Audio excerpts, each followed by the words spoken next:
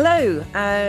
Today I'm incredibly lucky to be chatting with Denise Woodard, founder and CEO of Partake Foods, which is just an amazing natural food company inspired by her daughter's experience with food allergies.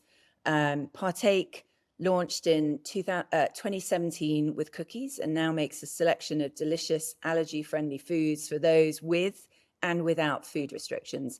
It's now carried in over, I think, 17,000 stores, including Target, Kroger, and Whole Foods.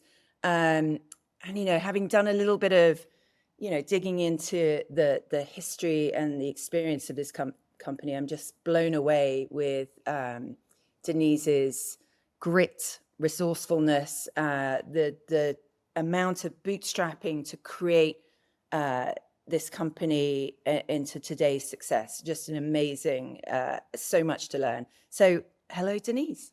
Hi, Natasha. Thank you so much for having me. I'm so excited to have this conversation today. Amazing. I have so many things that I could ask you. I'm going to try and keep on point. So why don't you, obviously I've dug into it. For those who might not know Partake Foods, can you start by telling me a little bit about the brand and that aha moment that led you to create the company? Sure. So I'd spent my previous life in corporate America, was working at Coca-Cola, and then my daughter was born, Vivian. And right around her first birthday, we learned that she had several food allergies, kind of through some scary instances. So she's allergic to tree nuts, eggs, corn, and bananas. And we were living in New York City at the time. And as I went out to grocery stores to try to find things that she could safely enjoy, I was coming up empty handed much more often than I wanted to. In the places where I felt like there were some gaps where, from a taste perspective, a lot of the allergy friendly products tasted allergy friendly, which wasn't so great. Then I thought, well, if something's gluten free or vegan, surely that must mean it's healthy. It didn't. And then when I thought about the brands, while I was really grateful that there were some solutions, I didn't think any of the brands really appealed to a consumer beyond those with a medical necessity for eating it. I wanted a cool brand that people with and without food allergies could enjoy and feel good about putting into their bodies. And I didn't feel like I could find it. So I decided to do something about it. And I had the idea for the business in the summer of 2016, spent a year moonlighting, and then left my job in corporate America in August of 2017 to start building Partake. Amazing. What about, what actually nudged you to, take the jump? You had a safe, I used to work with VB, like an interesting, safe corporate job with a great, well-known company. Like, what was it that nudged you to become a founder? I loved my career so much, and I never thought I would leave my job at Coca Cola. It was a story that was kind of like out of a movie, and I've had a few of those throughout this journey that have made me believe that I'm on the path that I'm meant to be on. We were at the zoo on a Saturday afternoon, and I was telling my husband, Jeremy, you won't believe the idea that our nanny Martha has. She was like, you, not Martha, had gotten tired of hearing me complain about all the things I couldn't find for my daughter and was like, you must do something about this. You need to start a company. And I was telling my husband, and then the person who was in line in front of us at the zoo turned around and said, sounds like you have a great idea. You should enter this pitch competition. Um, that was on a Saturday afternoon. The applications closed that Monday. I went home, incorporated an LLC that I called Vivi's Life. I called my daughter Vivian Vivi. I didn't know exactly what I was going to do other than make Vivi's life easier. So incorporated this LLC, entered the pitch competition, won the pitch competition. And the thing that I didn't count on was the pitch competition came with a $10,000 cash prize. But more importantly, it came with some local press. And the last thing that I needed was for my employer to see me talking about starting a company without them having any knowledge. And so I had to tell them. And that is the thing that gave me the kick in the butt and the courage to leave my corporate job. They were so understanding, but they said, once you have an actual product, there's a conflict of interest and you got to hit the road. And so that gave me a year to moonlight before I left. But it was Martha, our nanny, who has some equity in the business. It was that pitch competition that gave me confidence and kind of like put me on the spot in a way that I really needed to be put on the spot that made me actually take the leap. Yeah, amazing. I mean, you're right. It does sound like someone could make a movie of this easily. Who would play you, just out of interest? Oh, that's a really good question. She's not an actress. The person who comes to mind Yeah, who I just like fangirl over is Emma Green, who runs Skims and Safely. She's not an actress. I don't know who I would want to play me. That's a great question. I'm gonna have to amazing. put some thought into it. Amazing. Yeah. All right. So in this cinematic journey, I love the crazy kind of what led you to actually create it. You also, you really did start small. Like everything that people say, you can't start a food business without money. You can't, you know, create a company. The amount of times I've heard people talk about, you can't, Steve Jobs didn't stay working at his job creating Apple, blah, blah, blah, blah, blah. So you did start small and really kind of grew this business, you know, self-distribution, selling cookies out of your car, self-funding. I mean, I read about you selling your engagement ring, emptying your 401k. Tell me a little bit about the journey and your kind of approach to funding and what you've learned along the way. Sure. So I think that us starting small, while it was really painful, was probably the smartest thing that we ever did for the business because it made me a better and smarter leader because I had to learn every facet of the business. I had to do every job in the business. And it gave me a bit of a safe space because I think the mistakes were easy enough and cheap enough to fix on my own without a tremendous amount of funding when you're, in one or two stores versus if you go into like I think it's so glamorous to I launched into Whole Foods or I launched into Target nationally. Like you make a mistake and you could be out of business if that's the beginning of your company. And so I think starting small was so, so helpful to our business. And from a funding perspective, it was honestly out of necessity that we started small. We tried every method of funding possible, I think. So we did a Kickstarter campaign. So we've done crowdfunding. That was less about funding, more about a challenge that we had in getting our co-packer to agree to work with us. There's not very much allergy friendly co-packing in the United States. I called up the group that I wanted to work with. They nicely hung up the phone on me, and I thought, well, I'll have to prove to them that they need to work with me. And so I ran a Kickstarter campaign. We finished in the top 1% of food Kickstarters at the time. And it was really a way for me to go back to them and say, I told you so. Other people want this to exist. Thankfully, it worked and they gave us a shot, and we've been working with them ever since. So we did crowdfunding. We did pitch competitions. So I raised over 6 figures doing pitch competitions. And I think oftentimes people overcomplicate things or like and I don't know for what reason. And I get asked about my pitch competition strategy a lot. Literally every single Monday morning, I had a routine to Google like New York pitch competitions, food pitch competitions, woman owned company pitch competitions. Like it wasn't that complicated. It was consistency and it was a lot of work, but it wasn't necessarily like some like fancy program or anything that I was using. So we did pitch. Also helps you kind of hone your brand idea, what the company is about, the pitch. 100%. And so we did the pitch competitions, which were so helpful because they provided non-dilutive capital and also because they helped me refine the story and understand what appealed to people and what didn't. We bootstrapped, to your point. I sold my engagement ring and emptied my 401k and maxed out our credit cards to fund the business. We tried to raise friends and family funding. I come from a pretty humble beginning, so there were no family investors, but thankfully, my husband and I both had a ton of supportive colleagues and former classmates. And so all of that lasted us until the summer of 2019 when we raised our first round of institutional capital, $1 million seed round of funding. Amazing. And you talked about being one of the, I've got it written down here somewhere. Yeah, you've talked about being the first Black woman to raise more than $1 million publicly for a CPG food startup. I mean, that's pretty incredible. You also experience a lot of no's. Like, any advice to other female founders? You did you managed to get to a pretty good place. I mean, Marcy Ventures, I look at like some of the people that have invested in you. It's pretty impressive.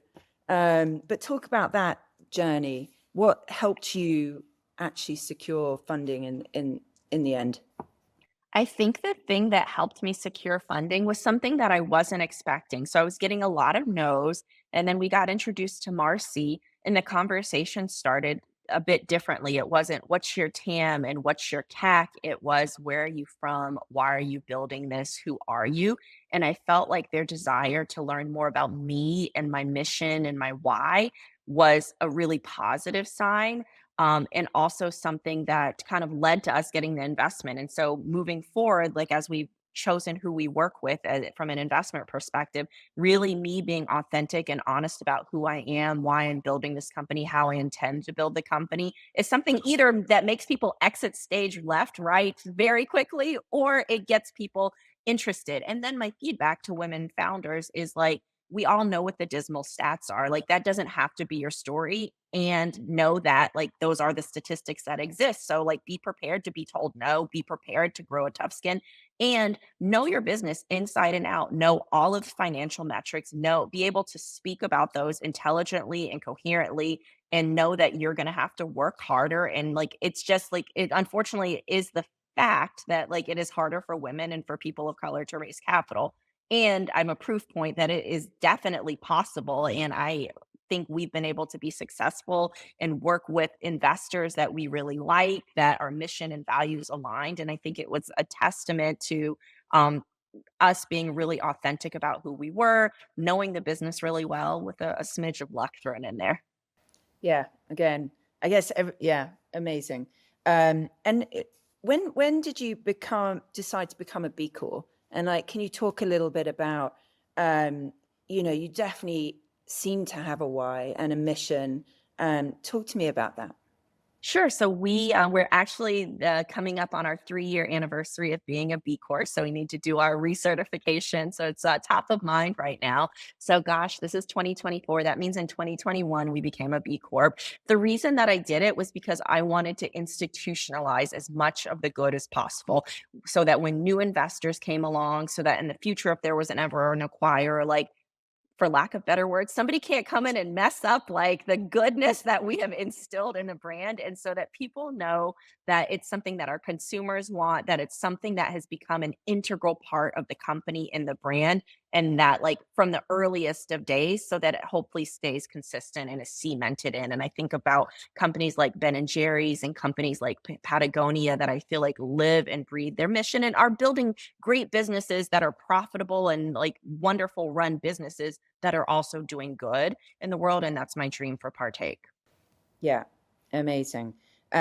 And talking of Ben and Jerry's, yeah, how did you manage to get these partnerships? Like as you're building, like you have a partnership with Ben and Jerry's, Hilton. Like talk to me about how you managed to create this partnership strategy as a small brand starting out. You know, Natasha, when you say that out loud, it just like it's still unbelievable to me that we have those partnerships. And kind of like the pitch competition searching, it wasn't, I don't want to oversimplify it. And at the same time, like we cold emailed Ben and Jerry's and said, hey, we want to do something with you. And this is what we stand for. And this is who we are. And we were prepared. We wanted to make sure we were prepared from a food safety, quality, capacity standpoint. Like if we go out and put ourselves out there, I want to make sure that we can over deliver for any partner that we're bringing on board. And once we felt like we could do that, we reached out, like we shot our shot, and we reached out to the folks that most people would be like, never in a million years would they work with a small startup. And you know, it takes time. We met Ben and Jerry's in the summer of 2020, and that product launched in early 2023. So it took many years to actually get something over the finish line. And so I think that's the other lesson that I've learned is just how much of a marathon so much of this is versus a sprint.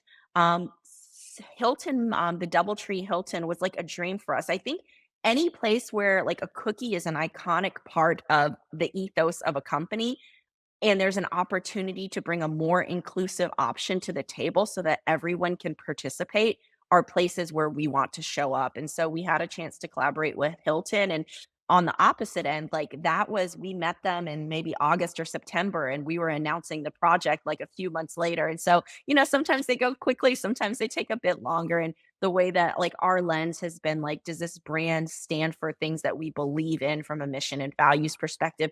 And are we able to provide more inclusivity by bringing our product to partnership with them?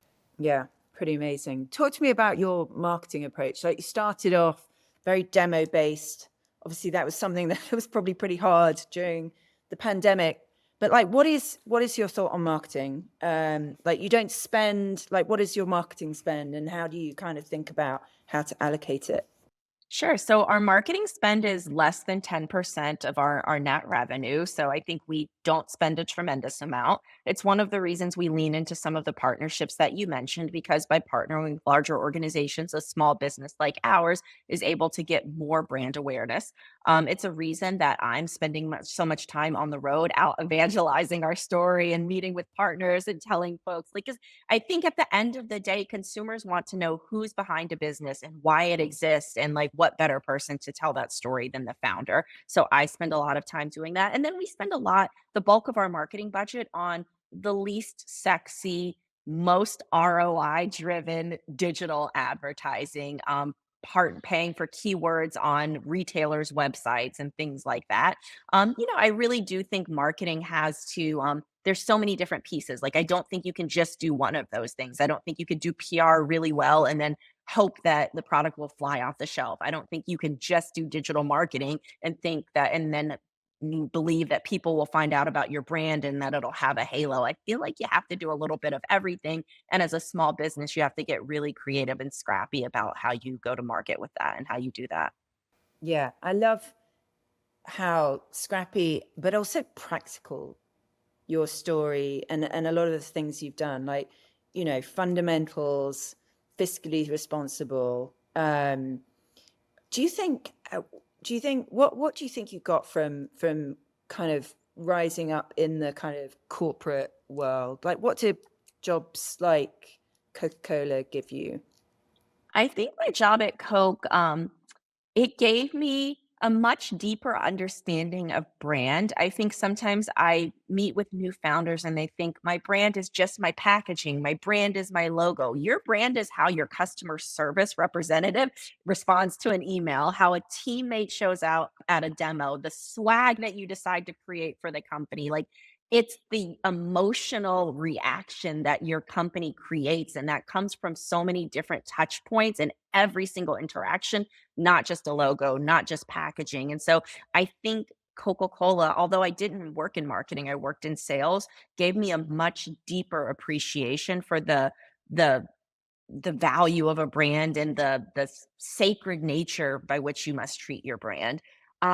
I think it also like really helped me be more creative about revenue channels and streams for our business. My last role at Coke was in their venturing and emerging brands division, where I led sales for everything that wasn't brick and mortar retail. And so then I started to realize that through airlines, through restaurants, through schools and universities and hospitals, there's ways to grow brand awareness, to have margin accretive revenue that isn't necessarily retail, which can be, a decently long sales cycle, which can be a pretty expensive channel to go into where you're competing with massive brands.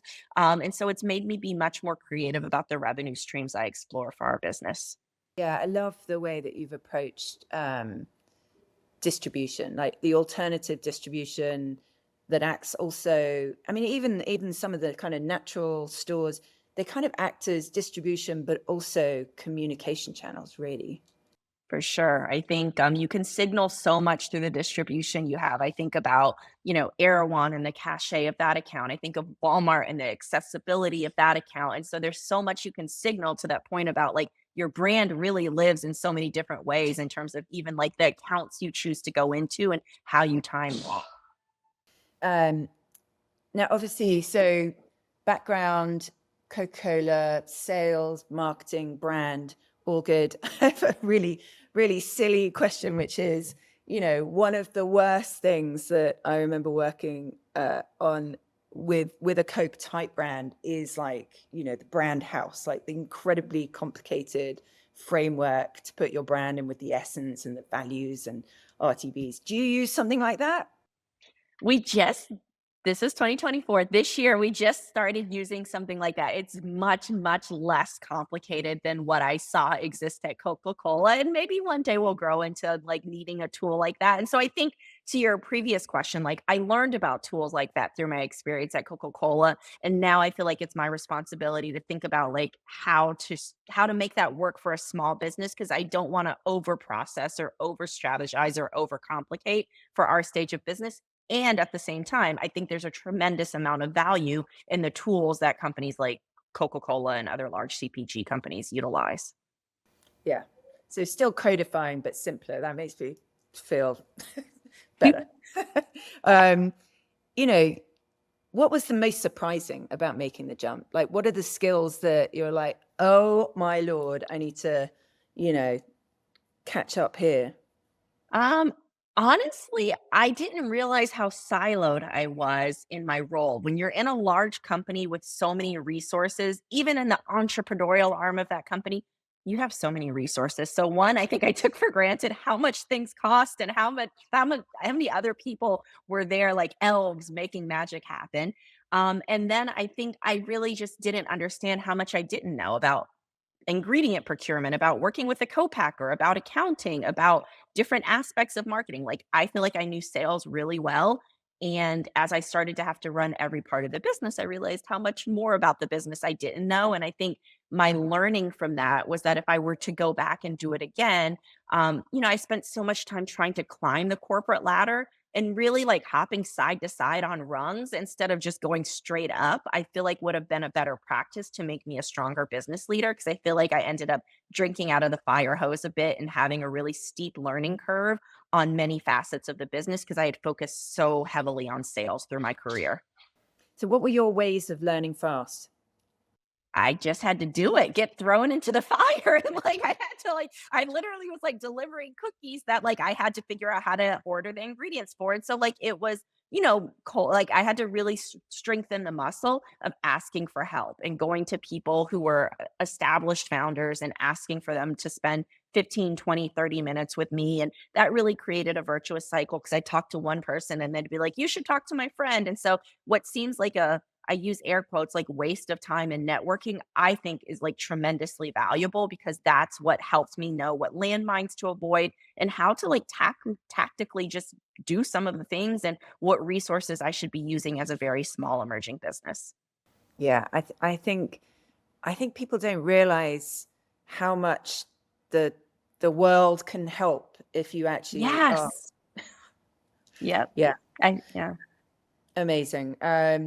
What about, so when you started, so a lot of self-funding, you used contractors. When you actually started getting some money, and what were the first roles that you started to hire? We raised our seed round of funding in June of 2019, and we brought on an operations consultant who worked part time starting that fall. And I was terrible at operations, am terrible at operations, and don't enjoy it at all. And so that was helpful because it allowed me to kind of operate more in my zone of genius and also get a professional in. That was also the first full time hire that we made, which was in January of 2020. So 6 months after the bringing in the funding is when we had our first full time employee. Besides myself, the next employee was a sales hire, and throughout that, we worked with fractional marketing until we brought in a marketing hire in the fall of 2020. Amazing. And you're still pretty lean, I think. We're 11 people right now. And so, yeah, I think given the size of the business and distribution, we're still pretty lean. I think a lesson learned for me was we raised our Series A at the end of 2020 and a Series B in 2022 during a time where the market was much more heavily focused on growth and burn and profitability weren't as big of conversations. And I think because I was used to operating from such scarcity, I probably overcorrected, hired too many people, spent too much money. And so I'm a little gun shy now because I think you can always add more people and add like more full-time resources and spend more. It's hard to like claw back the money once you've spent it. And I think, people's livelihoods are at stake, and like I don't want to be frivolous about like bringing on team members or letting team members go. And so I think we're acting with a bit of cautiousness and trying to be get back to the earliest days of our business from a frugality perspective. Um, which I think is a hard lesson learned, but also a really important one. Yeah.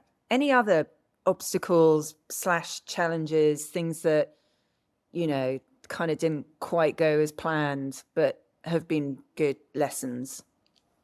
Um, I think on the leadership front, so in my roles in my previous life in corporate America, I was always an individual contributor. So it's been a pretty steep learning curve managing a team and people in a company. And I think the thing that I've learned there, a lot of the things are common themes though. It's around asking for help and building a peer mentor group of folks who are going through or have been through some of the similar things, and then also supplementing with professional support, whether that be organizations that I've joined or investing in a coach, and knowing that there's a spectrum of like in the earliest of days, we couldn't necessarily afford a coach, but there were great leadership podcasts or books that I could read. And so making sure that I'm spending time developing myself because I know that will make me a better leader, which will in turn make for a better company. And I think sometimes we get so focused on actually doing the work and thinking that we're not heads down. If we're not heads down in a spreadsheet, we're not doing something. And like actually going on a walk to strategize about your innovation plans or reading a book about leadership are all equally valuable things for you, for yourself, and for your business. Yeah. Any particular resources or organizations you'd recommend? Podcasts? I think my first one that I always listened to was How I Built This. So I'm still such a geek on like just learning about how other people have built their business. And the commonality seems to be it's not all roses and sunshine, even though that's what LinkedIn will sometimes tell you. I like Masters of Scale. I'm also doing a lot of like self introspection right now. So I'm listening to a lot of like Brene Brown and oh my god, I can see Mel Robbins. I can see her face. I can't think of her name. Brene Brown, Mel Robbins.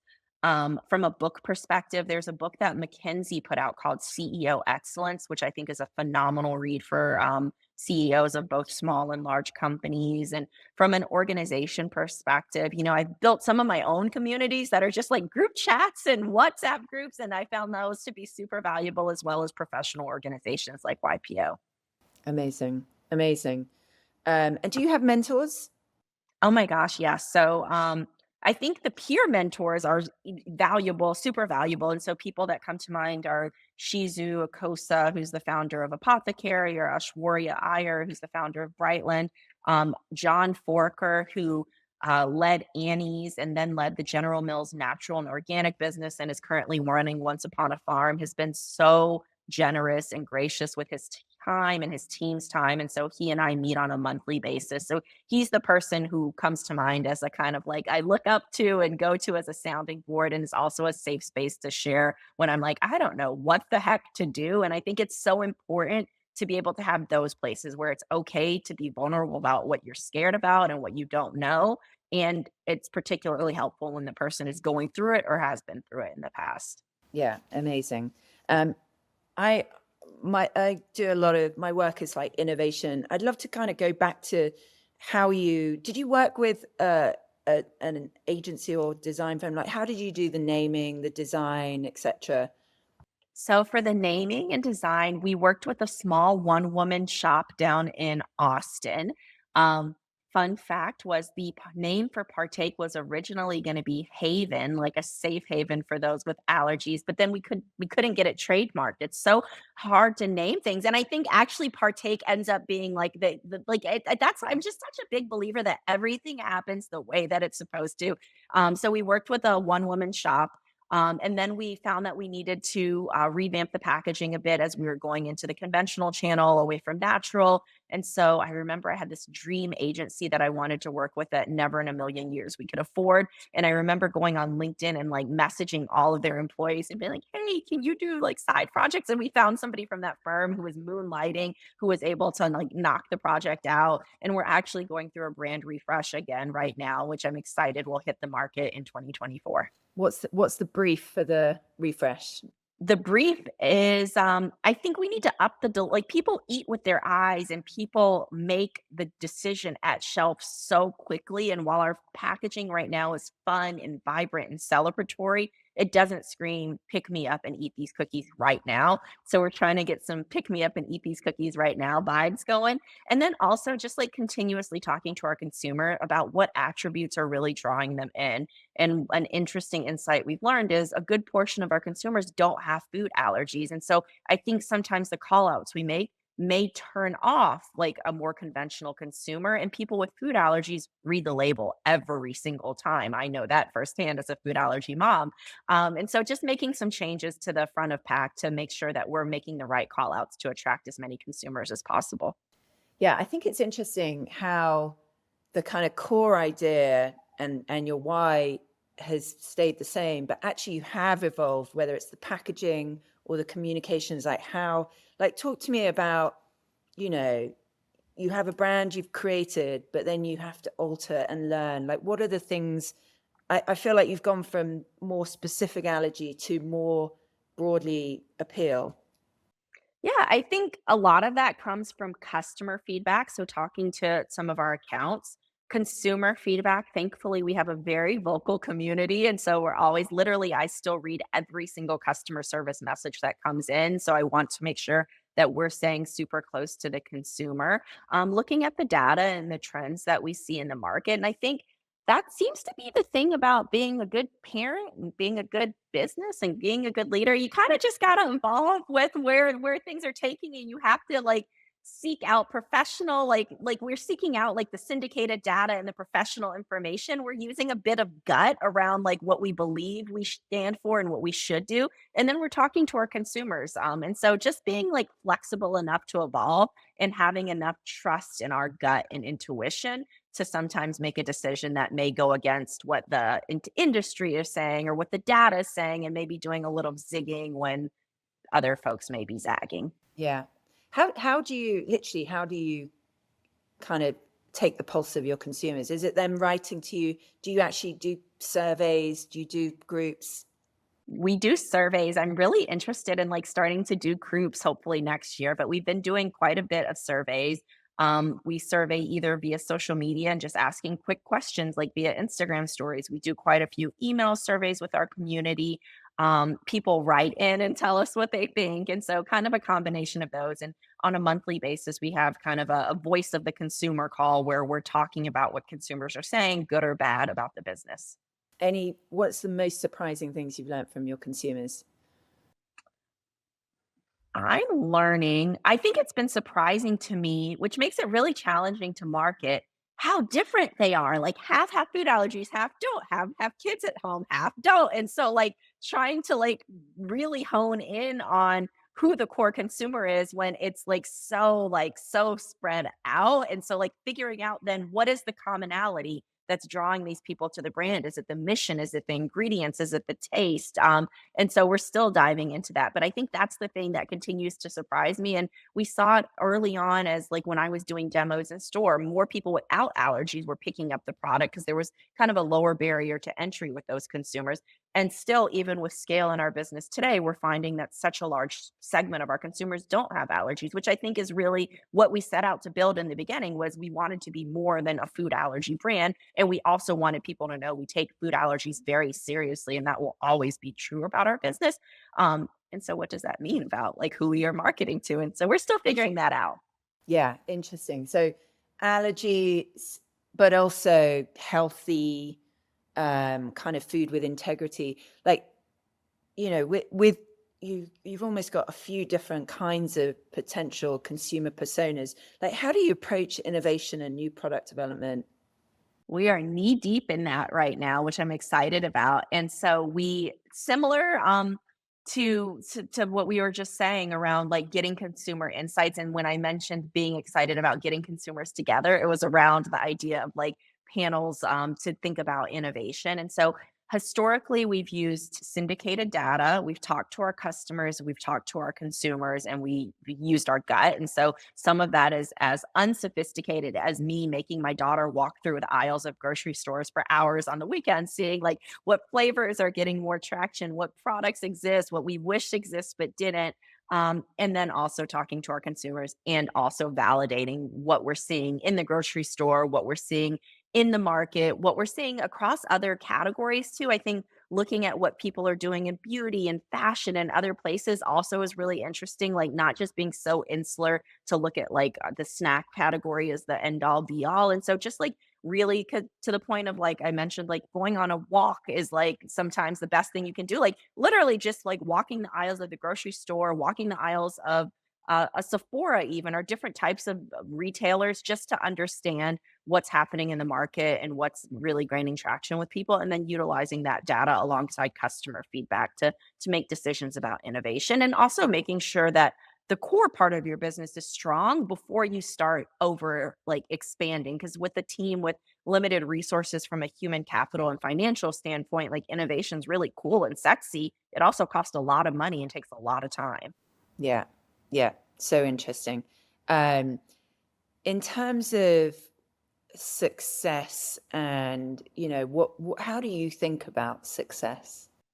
I think about success around feeling good going to sleep at night. Like, do I feel like I did everything I could to advance the business, to help other people, to be a good leader? And so, like, just feeling comfortable that I'm doing the right thing, I think.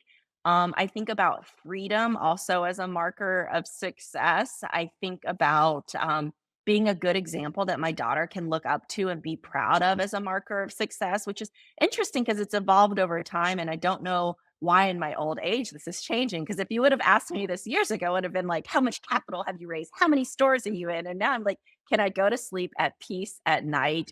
And that really feels successful to me. And do I feel good that I'm doing what I set out to do in terms of bringing more representation, being more inclusive, and building a good company, creating value for our shareholders, and doing the right thing? Yeah, I mean, amazing. And even just as you were talking about, walking down the aisle with your daughter, Vivi, I mean, I just imagine what a role model you are for her.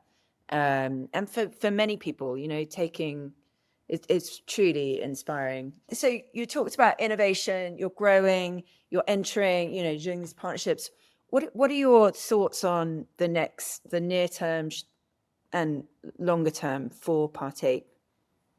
My thoughts on the near term for Partake are, I think I alluded to earlier that I felt like we had gone through some growing pains, and we really spent 2024 making sure that the core business was very strong, that we felt strong, like great about the unit economics, that we feel good about the product, that we feel good about the packaging, and we just put our heads down and did like a lot of grunt work this year. And so I'm so proud of the team about and how they've been able to deliver that.